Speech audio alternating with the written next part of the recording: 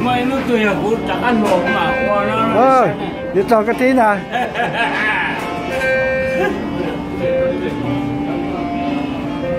Là bố lẩu lửa bè quá. Là bố. À. Nó là có chịu quả. Ôi trời, nó lẩu ra. Tôi mua có mấy con đấy. Nó lên mua đấy. Dạ, em về cũng là một cho. Một cho tao là. Lấy khó đi mà chua.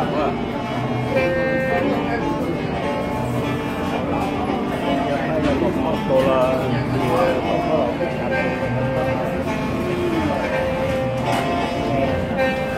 cái khu vực đó và đầu thì nó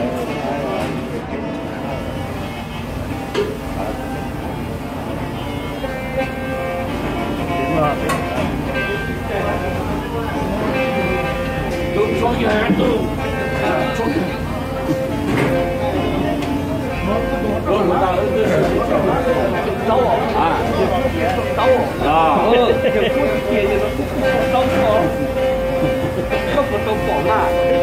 First time there.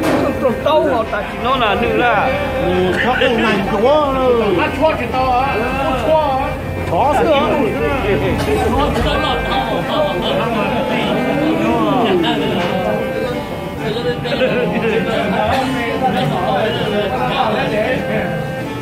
Bé cũng mua xí mua cháu rồi có hộp.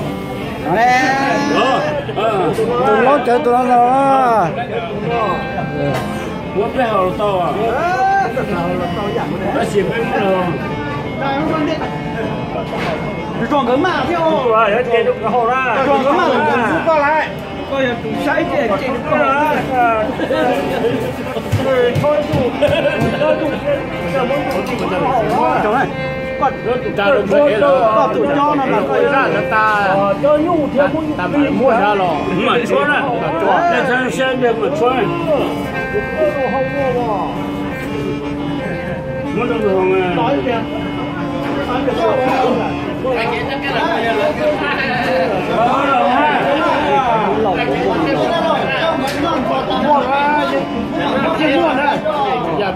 sát sẵn là nó sát sẵn rồi tôi lên mua là chỉ mà tôi tích cho nó là Chịu quá.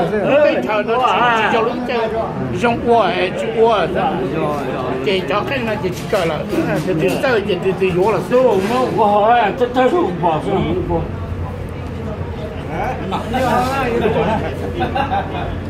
bạn lúc trên đi nhỏ trong mỏ nó là sống anh ta mà tới lên cái tiệm mà lấy một xe cũ ra lấy một xe cũ ra có tới ra thì có cho cái chè không à hả coi có đi nhọn cải cho được lâu thì lâu do chọn coi cái điện của cái vệ sinh các vệ sinh do cái chọn đó thì khác thì nó là chỉ phải đó chỉ biết là ăn một tao nó nem phải à ồ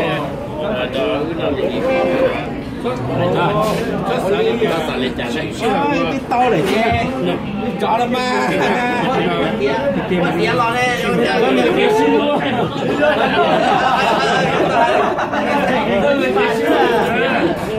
cái bông bò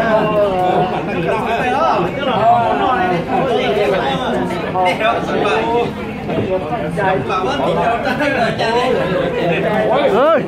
sao mày kia xin luôn mà tôi Giờ rồi nè. mua rồi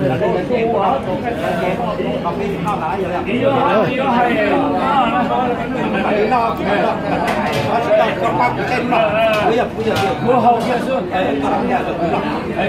đúng là hậu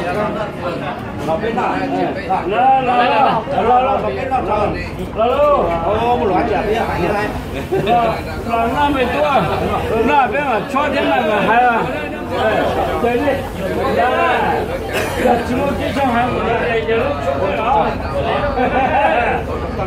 đi ao chẳng coi làm ra biết thẳng á đấy cả chạy cứ ra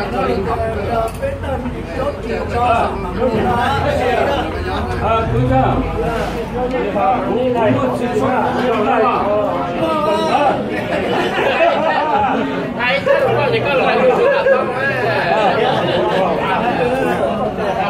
快呀！不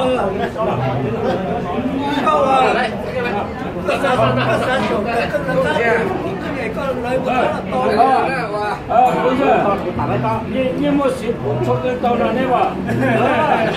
你下了，你下了。没事了，是吧？好吧，你来，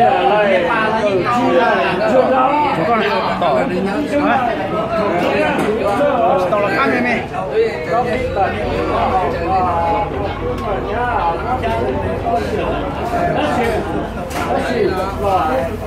要来干嘛？手啊！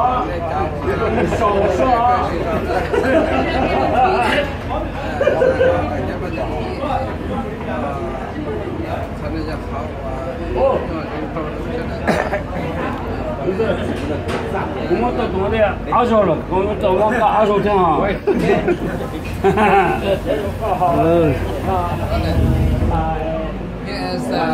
对，没有那点打死了。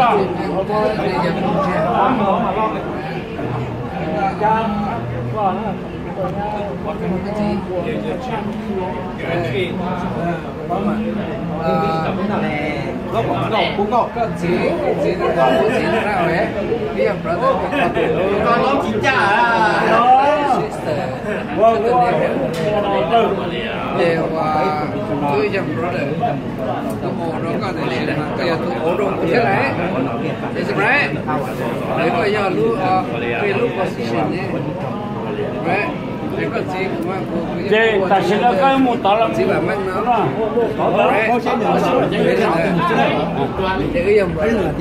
那是估计超的，你估计超的那到啊，太复杂了。他是多少钱的啊？那肯定高啊。对啦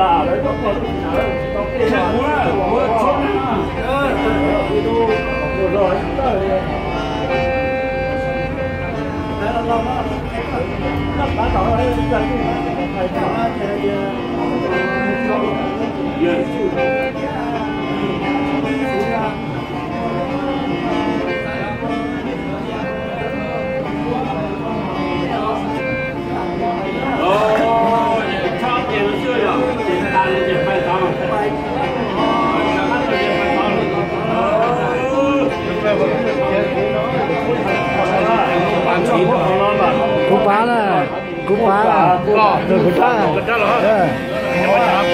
là phá sao?